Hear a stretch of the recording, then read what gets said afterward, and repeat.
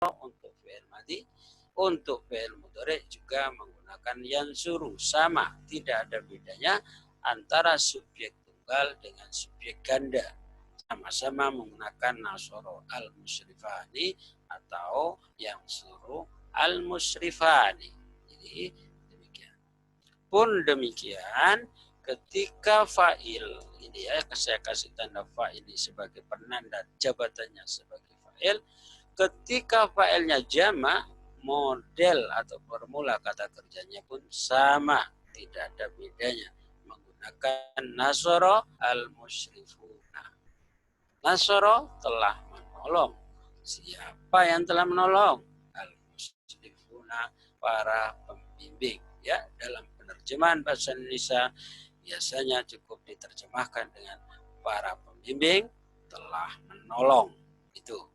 Jadi poin yang penting kita perhatikan adalah kata kerja yang mendahului subjek tersebut tidak perlu formulanya menyesuaikan ganda dan jamaknya subjek. Dia cukup dalam formula tunggal. Nasoro, nasoro, nasoro. Yansuru, yansuru, yansuru. Nah, baru kemudian ada sedikit perbedaan ketika fa'ilnya mu'annas, musyrifatun, pembimbing perempuan. Ya, ciri fisiknya ada penanda tak marbuto, musyrifatun, pembimbing perempuan. Maka formula kata kerja yang mendahulinya harus ada penanda muannasnya, diberi tak tanis untuk fi'il madhi, ya, tak penunjuk subjek perempuan dan menggunakan huruf tak mudhoro'ah, ya, untuk subjek yang perempuan. Maka ungkapannya adalah nasorot musyrifatun. Nasorot telah menolong. Siapa yang telah menolong? Musyrifatun, seorang pembimbing perempuan. Atau seorang pembimbing perempuan telah menolong. Pun demikian ketika mudhari menggunakan tansuru. Berbeda ketika muzakkar menggunakan yang suruh.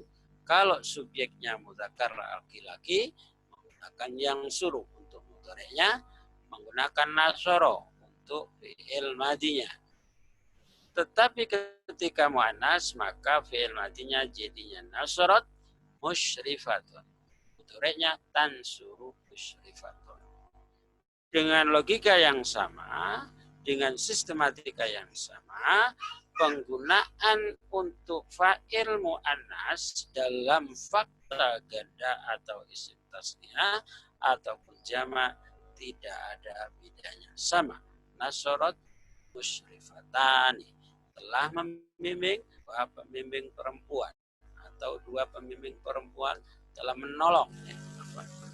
Tansuru musyrifatani, telah sedang menolong dua pembimbing. Ya, dalam terjemahnya bisa kita ungkapkan dua pembimbing sedang menolong. Dengan model yang sama, meskipun subjeknya jamak, maka model kata kerjanya tidak ada bedanya. Menggunakan nasorot musyrifatun. Nasorot telah menolong. Siapa yang telah menolong? Musyrifatun, para pembimbing perempuan. Atau para pembimbing perempuan telah menolong. Jemaah sekalian yang dirahmati Allah Subhanahu wa taala, poin yang perlu kemudian kita fahami adalah konteks perubahan i'rabnya. Oke, kita ulang. Musyrifun, dia i'rabnya rofa karena kedudukannya sebagai fa'il. Sebab isim fa'il adalah jabatan kata yang harus dijarof. Penanda rofanya menggunakan dhammah, ya, menggunakan dhammah. Kenapa dhammah? Karena musyrifun isim mufrad. I'rab isim mufrad, rofanya dhammah, nasabnya fathah, jernya kasrah. Demikian juga kata al-musyrifani. Al-musyrifani i'rabnya rofa. Kenapa? Karena kedudukan atau jabatannya sebagai fa'il, pelaku pekerjaan. Penanda rofanya menggunakan alif karena musyrifani isim tasniyah. I'rab isim tasniyah, rofanya tanda alif, Contohnya musyrifani. Nah, ini kita gunakan pada kasus contoh fa'il.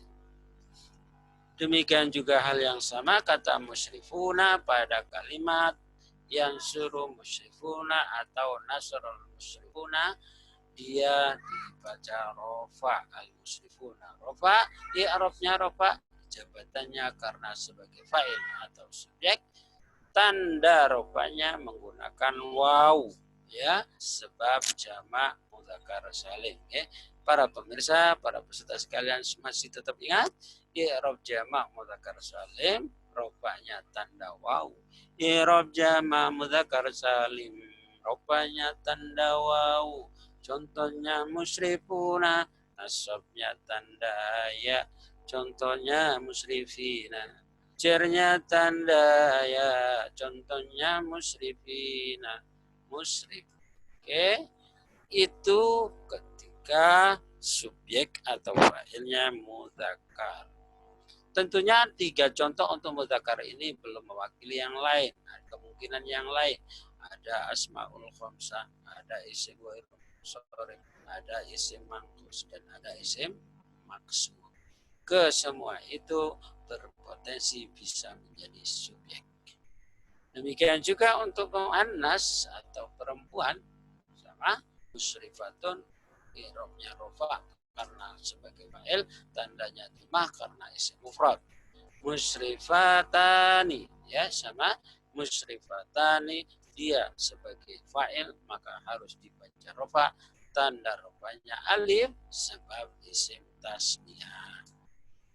Jamaknya juga sama logikanya, musrifatun, jamak mudzakkar muannas salim, ya, i'rabnya rofa sebab kedudukannya sebagai fa'il, penanda rofanya dhammah karena dia isim jamak muannas salim. Para peserta sekalian sudah hafal ya, hafalnya sampai ngelotok mestinya. I'rab jamak muannas salim, rofanya tanda. I'rab jamak muannas salim, rofanya tanda dhamma. Contohnya musrifatun, nasabnya tanda kasroh. Contohnya musrifatin, jernya tanda kasroh. Contohnya musrifatin. Nah, ini adalah contoh-contoh fa'il isim dhohir yang sharih, ya. Fa'il isim dhohir sharih. Sharih itu realitasnya nyata sebagai sebuah isim. Berarti ada realitas isim dhohir yang bukan sharih, bukan senyatanya adalah isim. Ada. Contohnya adalah pada kasus masdar muawwal.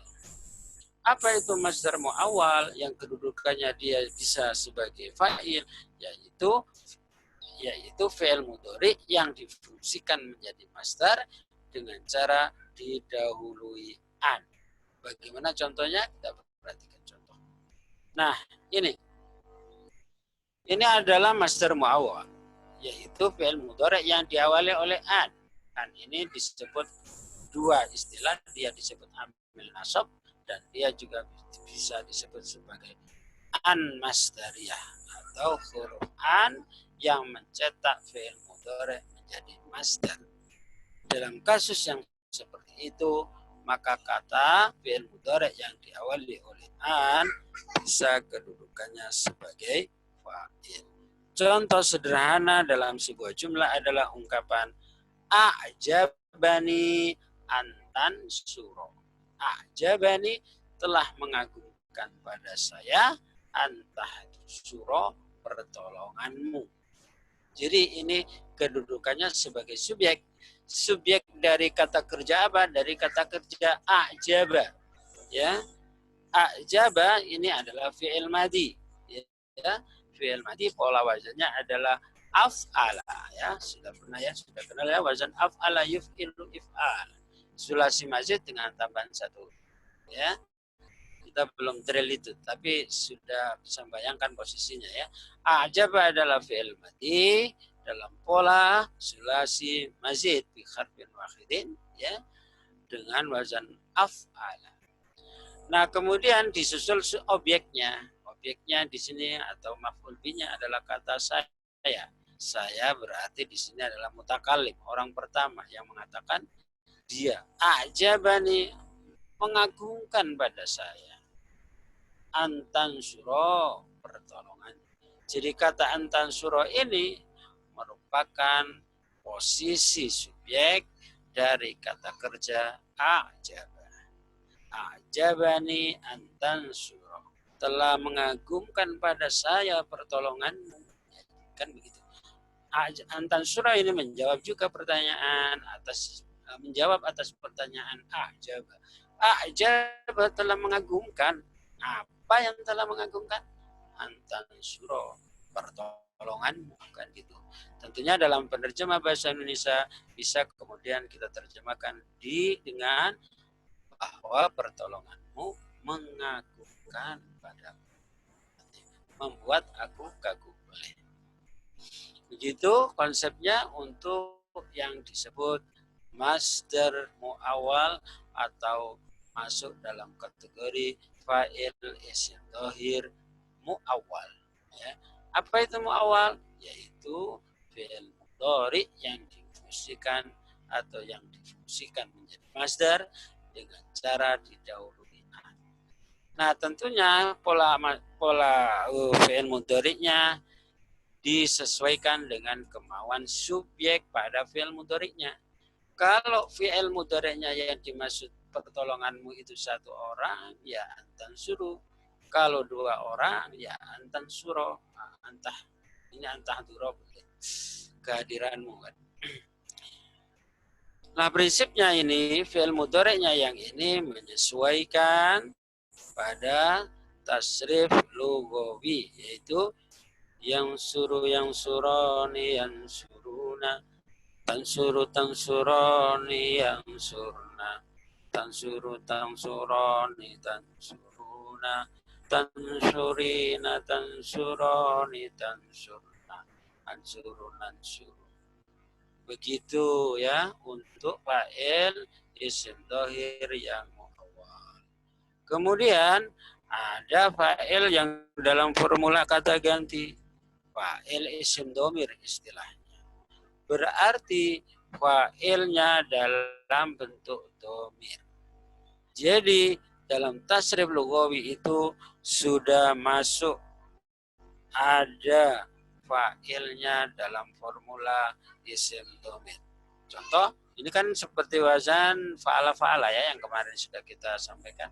Fa'ala fa'alu, fa'alat fa'alata fa'alna, fa'alta fa'altuma fa'altum, fa'alti fa'altuma fa'altuna, fa'altu fa'alna. Semua pola itu merupakan bentuk fa'il isim domir. Sebagai contoh nasoro, ini ada fa'ilnya, tapi fa'ilnya isim domir yang mustatar, isim domir yang tersimpan. Maka nasoro kita mengartikan selama tidak ada isim dohirnya, nasoro artinya ia telah menolong atau telah menolong siapa? Si dia. Kalau nasoro bacanya rohnya panjang berarti dia berdua telah menolong, dia laki-laki berdua. Kalau nasoru ini berarti domirnya ya. Ini domirnya yang kedudukannya sebagai fa'il, berarti status i'rabnya rofa untuk domirnya. Cuma kalau domir kan mabni. Meskipun mabni dia tetap melekat ada status i'rabnya karena status i'rab itu berkenaan dengan posisi kata dalam kalimat atau jabatan kata dalam kalimat. Oke, dan seterusnya untuk fa'il isim dhohir sesuai sebagaimana dalam tasrif lugawi. Ya, baik yang suroni, yang suruna, tansuroni, yang surna dan seterusnya. Itu fa'il isim dhamir. Nah, kemudian saya tidak menjelaskan yang demikian rigid ya, seperti yang ada di tampilan ini. Insya Allah nanti akan kita perdalam pada level berikutnya. Yang penting gambaran yang paling dasar dari konsep fa'il sudah kita sampaikan. Itu untuk fa'il. Nah, kemudian naibul fa'il ya, naibul fa'il. Naibul fa'il artinya itu kan pengganti subjek ya. naibul fa'il, pengganti subjek. Kita singkat dengan nun fa, nafa, naibul fa'il. Jadi realitasnya naibul fa'il itu adalah objek atau maf'ul yang digeser menempati posisi fa'il ketika fa'ilnya itu dihilangkan atau dibuang. Kenapa dibuang? Karena pola kata kerjanya telah dirubah menjadi pasif. Kalau kata kerja pasif, pasti tentunya tidak perlu memunculkan fa'il. Sebagai contoh, nusiro ajarisu. Ya. Nusiro telah ditolong. Siapa yang telah ditolong? Ajarisu, seorang pelajar. Seorang pelajar telah ditolong. Pada faktanya, ajarisu ini adalah pihak yang mendapat sasaran pekerjaan. Pekerjaan apa? Tertolongnya dia. Ya. Dia mendapat penderita pekerjaan ditolong oleh seseorang. Cuma siapa yang menolong dalam kasus kata kerja pasif tidak ditampilkan. Ya. Begitu untuk fi'il madinya nusiro ajarisu, telah ditolong seorang pelajar. Untuk fi'il mudhari'nya yunsoru ajarisu, sedang ditolong seorang pelajar atau seorang pelajar sedang ditolong. Dengan logika yang sama sebagaimana yang terjadi pada isim fa'il, pada fa'il, ya. Hukum-hukumnya sama dengan hukum fa'il, ya. Ketika fa'ilnya mudzakkar, pola fi'ilnya, formula fi'ilnya yang menunjukkan mudzakkar pakai nusiro, bukan nusirot. Tetapi ketika fa'ilnya mu'annas, maka tentunya fi'ilnya ditambahi tak marbuto, yaitu nusirot. Nusirot telah ditolong dari seorang pelajar perempuan. Ya, bedanya begitu. Kalau pelajar laki-laki berarti nusiro, ya saya ulang. Nusiro ajarisu, pakai nusiro. Tapi kalau ajarisatu, nusiro. Ya, gitu. Sama kemudian ketika tasniyah dan jamak, ya, dengan pola yang sama, bentuk fi'ilnya sama. Hanya berbeda pada mudzakkar muannasnya saja. Tidak perlu meninjau ganda dan jamaknya. Semuanya sama. Begitu untuk naibul fa'il. Pada faktanya sama, akan ada dua untuk isim fi'il. Ada yang sharih, ada yang mu'awal. Mu'awal berarti fi'il mudhari yang diawali oleh an. Misalnya, untudhiro. Untudhiro ini mabni majhul atau kata kerja pasif. Untudhiro ini adalah fi'il madhi, ya. Fi'il madhi dari pola ifta'ala. Ifta'ala. Ifta'ala kalau aktifnya intazoro. Intazoro artinya telah menunggu. Kalau untudhiro telah ditunggu. Yuntazoru sedang ditunggu. Tetapi kalau yantaziru sedang menunggu. Bedanya demikian. Maka pada konteks ini contoh naibul fa'il, ya. Untudhiro antahduro, ya, telah ditunggu kehadiranmu atau kehadiranmu telah ditunggu. Yuntazoru antahduro, ya, sedang ditunggu. Apa yang sedang ditunggu? Antahduro, kehadiranmu atau kehadiranmu sedang ditunggu. Dengan formula yang sama, dengan konsep yang sama atau ketentuan yang sama berlaku pula ketika, ya, ketika fa'il pada fi'il mudhari yang masdar muawwal tadi subjeknya beragam, apakah tunggal, tasniyah atau jamak, ya, menyesuaikan tasrifnya.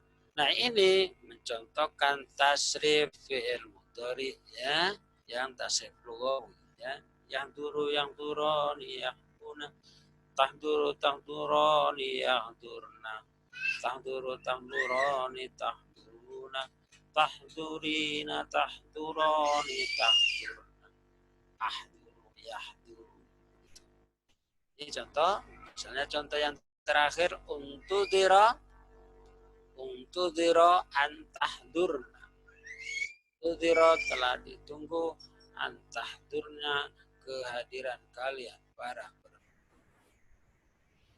Itu untuk naibul fa'il. Tentunya ada pula naibul fa'il isim domir. Naibul fa'ilnya atau subjek pengganti objek, objek pengganti subjek atau pengganti subjek naibul fa'il, istilahnya itu kan begitu. Naibul fa'il itu berarti pengganti subjek, lengkapnya objek pengganti subjek. Maka dia kalau dalam bentuk isim domir, maka langkahnya adalah sebagaimana yang sudah didrill di dalam tasrif lugawi. Ya, misalnya kata fu'ila, ya, dari kata kerja aktif fa'ala, fa'ala telah bekerja, kalau telah dikerjakan, maka hafalnya naibul fa'il, hafalnya tasrif lugawi di fi'il naibul fa'il, di fi'il mabni majhul itu menjadi perkara yang sangat membantu. Ya, misalnya fu'ila fu'ila fu'ilu, fu'ilat fu'ilata fu'ilna, fu'ilta fu'iltuma fu'iltum, fu'ilti fu'iltuma fu'iltunna, fu'iltu fu'ilna. Semuanya itu fa'ilnya isim domir, naibul fa'ilnya isim domir. Tinggal diaparkan ya tasrif lugawi. Nah, itu dua jabatan yang dia sama satu hukumnya. Jadi fa'il dan naibul fa'il itu adalah jabatan kata yang secara hukum, ketentuan, dan hal-hal prinsip yang perlu diperhatikan itu sama. Ya, yang ketiga mubtada khobar ya. Mubtada khobar ketiga ada yang keempat. Ya, masih ada waktu 3 menit, saya akan sepintas menyampaikan. Mubtada khobar ini kasus terjadi pada model jumlah ismiyah. Apa jumlah ismiyah? Kalimat yang didahului oleh isim, ya, kata kerja, bukan kata kerja, kata benda atau kata sifat, di mana ia menjadi pengawal kalimat atau pemula kalimat. Dalam konteks jumlah ismiyah yang pasti susunannya adalah mubtada dan khobar, maka secara fakta mubtada itu juga ada dua, ya. Mubtada ada dua, mubtada isim dhohir dan mubtada isim dhamir. Mubtada isim dhohir berarti mubtadanya berupa isim sharih atau masdar muawwal. Ya, jadi kedua-duanya itu bisa nanti menjadi mubtada. Contoh contoh mubtada dalam formula isim dhohir yang sharih nyata sebagai isim, ya, sesuai dengan realitasnya adalah ini. Oke, al-hadiru musyrifun. Orang yang hadir itu adalah pembimbing. Al-hadirani musyrifani. Dua orang yang hadir itu adalah dua pembimbing. Al-hadiruna musyrifuna. Orang-orang yang hadir itu adalah para pembimbing laki-laki dan seterusnya. Al-hadiratu musyrifatun. Orang yang hadir itu adalah seorang pembimbing perempuan. Intinya hukum mubtada khobar harus selalu sama persis, identik, ya, antara jenis dan jumlahnya. Kalau jenisnya mutakar, kedua-duanya harus mutakar. Kalau jenisnya yang sedang diterangkan dan menerangkan itu muannas, maka kedua-duanya harus muannas. Contohnya al-hadiratu musyrifatun. Tidak boleh al-hadiratu musyrifun, salah. Atau kebalikannya,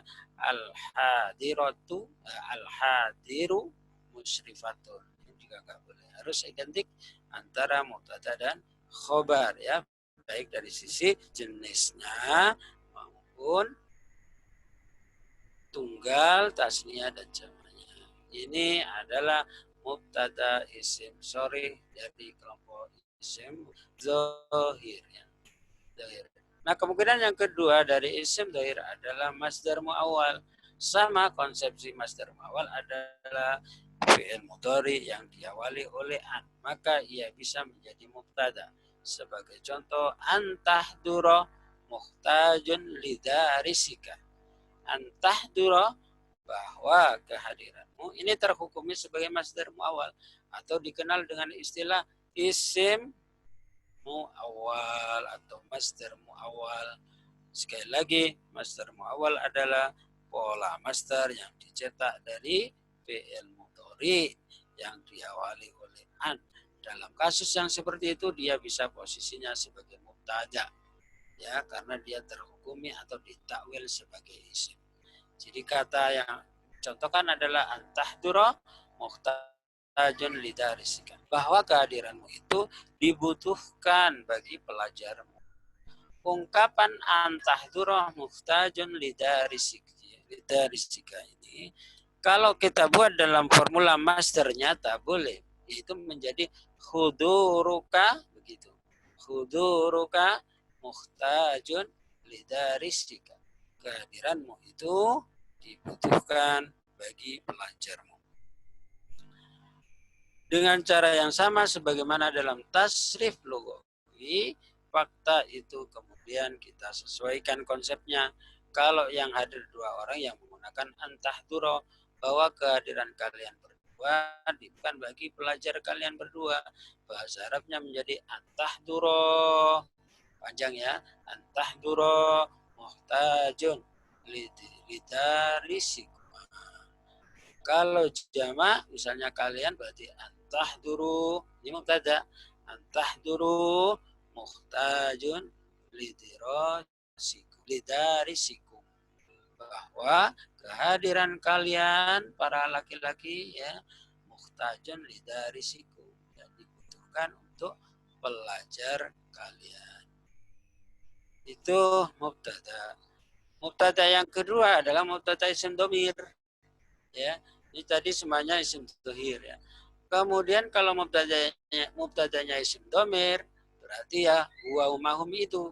Jadi huwa umahum, ya umahunna, anta antum antum, anti antum antunna, ana nahnu. Semua isim dhamir itu bisa digunakan menjadi posisi sebagai mubtada.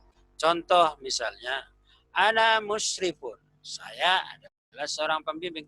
Tentunya ungkapan ana ini disesuaikan pengucapnya. Siapa yang mengucapkan ana? Karena ana itu bisa untuk perempuan, bisa untuk perempuan.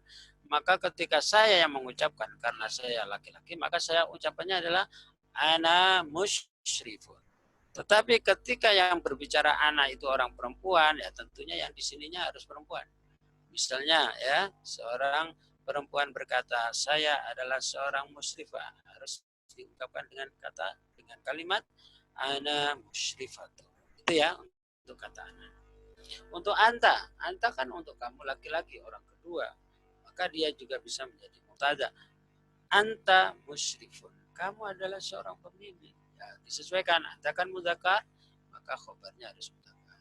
Anta kan maknanya satu orang, musyrifnya juga satu. Kemudian kalau berdua bisa terwakili dengan dhamir nahnu, antum, hum ya. Nahnu ini untuk orang pertama dengan yang lain, atau orang pertama dengan mengajak pihak lain. Kalau dalam bahasa Indonesianya bisa kita artikan dengan kami atau kita. Ya, kalau kita kan berarti ungkapan mewakili dengan orang lain. Jadi pengungkap atau pembicara mewakili yang pihak yang lain, berarti jumlahnya lebih dari satu. Maka bisa diungkapkan dengan nahnu musyrifun. Kami itu para pembimbing. Begitu. Kalau antum berarti kan kalian, laki-laki banyak, maka menggunakan antum musyrifun. Mereka adalah para pembimbing laki-laki, hum musyrifun. Ini sifatnya opsi atau pilihannya. Bukan nahnu antum hum musyrifun, bukan. Ini pilihan. Nahnu musyrifun. Antum musyrifun. Hum musyrifun. Demikian juga ketika untuk perempuan, ana musyrifatun, ketika pembicara perempuan, anti musyrifatun, dia musyrifat. Nahnu musyrifatani, antuma musyrifatani, huma, mereka berdua, musyrifatani adalah dua orang pembimbing perempuan. Antunna, kalian perempuan banyak, musyrifatun. Makanya jamak muannas salim. Karena jamak antunna kan untuk kalian perempuan banyak, maka khobarnya juga harus menyesuaikan kejamaannya menggunakan musyrifat. Antunna musrifatun, kunna musrifat. Wallahu a'lam bishawab. Saya kira demikian ya pendalaman materi ya terkait dengan fa'il, naibul fa'il, mubtada dan khobar ya. Nanti setelah detail lebih rinci ya insyaallah kita lanjutkan pada forum-forum berikutnya yang sifatnya pendalaman. Saya kira demikian, kurang lebihnya mohon maaf. Waktu berikutnya tanya jawab, saya kembalikan lagi ke Ustadz Hanan. Monggo Ustadz Hanan. Terima kasih Ustadz. Monggo ibu-ibu, ini kayaknya ibu-ibu semua. Kalau ada pertanyaan silahkan segera karena masih ada waktu 9 menit. Jadi monggo. Oh, ada Ustadz Widadi juga mungkin. Kebanyakan ibu-ibu ini sertanya Ustadz. Monggo, monggo.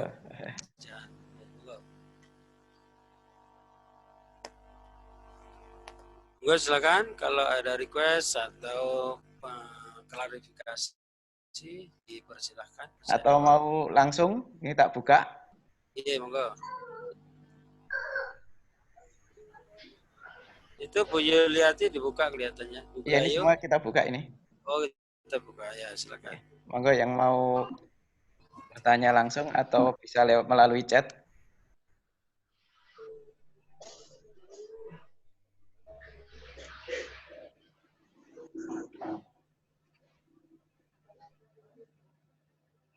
Nah, itu ada pertanyaan dari Ibu atau Mbak Anggraini Al-Fatih. Chatting. Iya. Di chat itu, okay. Afantat, untuk posisi mubtada apakah selalu makrifat? Baik. Baik, pertanyaan yang pertama ya, yang menanyakan terkait apakah mubtada harus selalu makrifat. Pada pertemuan yang lalu saya sudah jelaskan bahwa hukum asal mubtada makrifat. Jadi ini dulu yang kita ingat-ingat. Jadi hukum asal dulu bahwa hukum asal mubtada memang harus makrifat, kecuali ada hal-hal yang membolehkan. Nanti ada hal-hal yang membolehkan di mana mubtada itu tidak makrifat. Ya, tapi itu pembahasan yang kelanjutan gitu ya. Sebagai contoh ya, mubtada yang boleh tidak makrifat itu adalah mubtada ketika mubtadainya itu diberi sifat. Ya, diberi sifat. Misalnya kalau di dalam ayat Al-Qur'an ada ungkapan wala abdun mu'minun khairun. Jadi pasti hamba ya seorang budak yang beriman itu lebih baik. Itu nakirah tetapi disifati, maka jadi nanti ada beberapa perkara ya yang di situ dibolehkan mubtada itu nakirah. Tetapi yang paling sering muncul dalam bentuk yang dasar atau hukum asal, di mana mubtada itu harus makrifat. Intinya begitu ya. Nanti ada beberapa poin terkait itu. Namanya dikenal dengan istilah hal-hal yang membolehkan mubtada dalam formula nakiro atau ya itu ya. Mubtada dibolehkan nakiro itu ada beberapa poin, tapi itu tidak masuk dalam tema kita hari ini. Biar fokus maksudnya ya. Biar fokus, pemahaman dasarnya matang dulu, baru kemudian nanti kita masuk pada pendalaman. Allah alam bisawab. Untuk pertanyaan yang barusan tadi masuk, saya merasa mencukupkan untuk penjelasan hukum asalnya saja dulu. Begitu, Ustaz Hanan. Monggo dibuka lagi pertanyaan.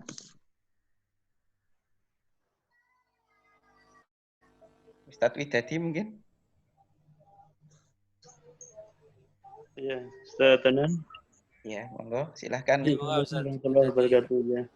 Ustaz Abdul Rahim, kalau saya ingin sedikit bertanya, kalau perihal pengganti subjek tadi ya Tad ya, naibul fa'il itu kan kalau dari sisi kalau kita bicara atau membaca Al-Qur'an itu kan seringkali membaca firman Allah tadi ya, itu ada nahnu itu untuk Allah Tad. Mungkin dari sisi itu penjelasannya bagaimana Ustaz? Nahnu. Ya. Baik. Baik, terima kasih. Jadi itu ada kaitannya dengan yang naibul fa'il ya. Jadi itu kan domir ya. Itu konsepnya pada pembahasan domir, di mana nahnu itu memiliki dua fungsi ya. Nahnu itu maknanya mutakallim wahda, mutakallim ma'al ghair, awil mu'azzam nafsa istilahnya ya. Jadi nahnu itu domir atau kata ganti untuk orang pertama ya, dengan menyertakan pihak lain. Ya, orang pertama menyertakan pihak lain. Dalam bahasa Indonesianya kita gunakan dengan nahnu atau kami. Terus bagaimana kalau di Al-Quran mengungkapkan dengan ungkapan nahnu, tetapi yang dimaksud isinya di situ adalah Allah Subhanahu wa taala. Misalnya nahnu nazzalnal Qur'ana gitu ya. Kami telah menurunkan Al-Quran. Apakah Allah kemudian mengajak pihak yang lain untuk menurunkan Al-Quran? Tidak ya, karena Allah itu zat yang maha sempurna. Maka nahnu di situ maknanya fungsinya yang kedua, yaitu mu'azzam nafsah ya, mengagungkan dirinya. Jadi ungkapan nahnu itu dimaksudkan untuk mengagungkan dirinya, bukan menunjukkan mengajak pihak lain dalam konteks aktivitas atau perbuatannya. Nah di Al-Quran banyak sekali memang kemudian Allah menggunakan domir untuk zatnya, untuk dirinya itu menggunakan nahnu. Ya kadang juga menggunakan mutakallim wahda. Misalnya wa ma khalaqtul jinna wal insa illa liya'budun. Itu Allah menggunakan domir untuk satu tuh ya. Ya, apa tadi ayatnya? Wa ma khalaqtul jinna. Ya wa ma khalaqtul jinna, tidaklah aku menciptakan jin. Menggunakan kalau menggunakan nahnu kan khalaqna gitu. Nah, dua-duanya itu dipakai oleh Allah di dalam Al-Qur'an, tetapi itu kemudian tidak menyelisih ya akidah bahwa Allah maha sempurna, bahwa Allah kesempurnaannya tidak membutuhkan pihak yang lain.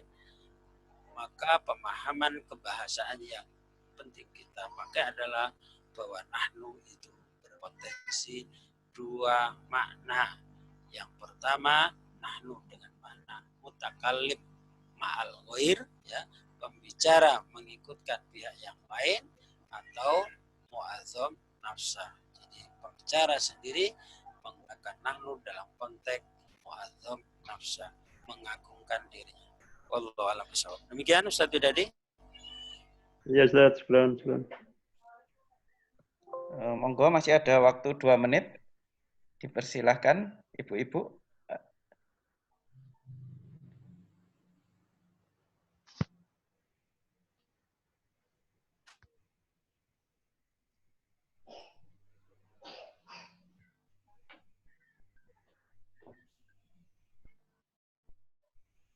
Ada ya, sudah tadi ya pertanyaan mubtada apakah selalu ma'rifat, itu tadi sudah. Jadi hukum asalnya ma'rifat, selama tidak ada yang membolehkan untuk nakirah maka dia harus ma'rifat. Kalau mungkin sudah tidak ada, mohon doa Ustadz, kemudian kita akhiri aja mungkin karena waktunya juga sudah mepet mungkin. Monggo Ustadz. Ya, jadi memang sedikit tadi saya ulas terkait mubtada harus ma'rifat. Untuk pemula ya kita memahami konsep asalnya dulu bahwa mubtada atau jabatan kata dalam posisi mubtada itu hukum asalnya harus ma'rifat selama tidak ada hal-hal yang membolehkan. Jadi nanti kita akan mengenal hal-hal yang membolehkan mubtada dalam formula nakiro. Ada beberapa ketentuan. Dalam babnya itu biasa dikenal dengan istilah musawwigot. Ada musawwigot, hal-hal yang membolehkan mubtada dalam formula nakiro. Insya Allah seiring dengan proses kita akan sampai pada pembahasan itu. Barakallahu fikum. Mari kita tutup forum kita pagi hari ini dengan doa. Liridha ilahi ta'ala bisyafaati Rasulullah sallallahu alaihi wasallam. Al-Fatihah.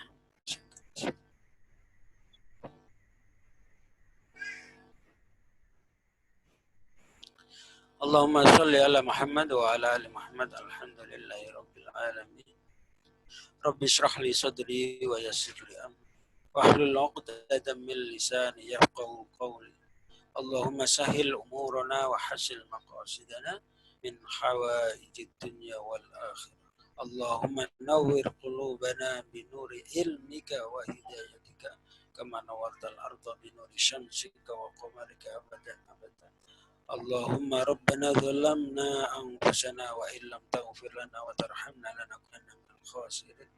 Allahumma ighfir lana dhunubana wa liwalidayna kama rabbayana shighara. Rabbana atina fid dunya hasanah wa fil akhirati hasanah wa qina adzabannar. Subhana rabbika rabbil izzati amma yasifun wa salamun alal mursalin walhamdulillahi rabbil alamin. Wa akhiran, kurang lebihnya maaf. Saya akhiri. Assalamualaikum warahmatullahi wabarakatuh. Waalaikumsalam warahmatullahi wabarakatuh. Untuk Alhamdulillah. selanjutnya saya kembalikan ke Ustadz Hanan. Monggo Ustadz Hanan. Alhamdulillahirabbil alamin. Untuk kelas hari ini sudah selesai. Terima kasih Ustadz Abdurrahim. Semoga ilmunya bermanfaat dan dapat kita gunakan. Kemudian untuk Bapak Ibu sekalian, dimohon untuk tidak lupa mengisi presensi. Kemudian saya beritahukan bahwa untuk rekaman hari ini ada sedikit kepotong di bagian awal pas pembukaan Ustadz Abdurrahim karena tadi saya lupa merekodnya, jadi saya mohon maaf, tapi insya Allah setelah pembukaan sudah langsung terekod. Sebagai host hari ini saya mohon maaf dan mengucapkan terima kasih. Monggo kita akhiri kelas hari ini dengan membaca hamdalah bersama-sama. Alhamdulillahirabbil alamin. Assalamualaikum warahmatullahi wabarakatuh.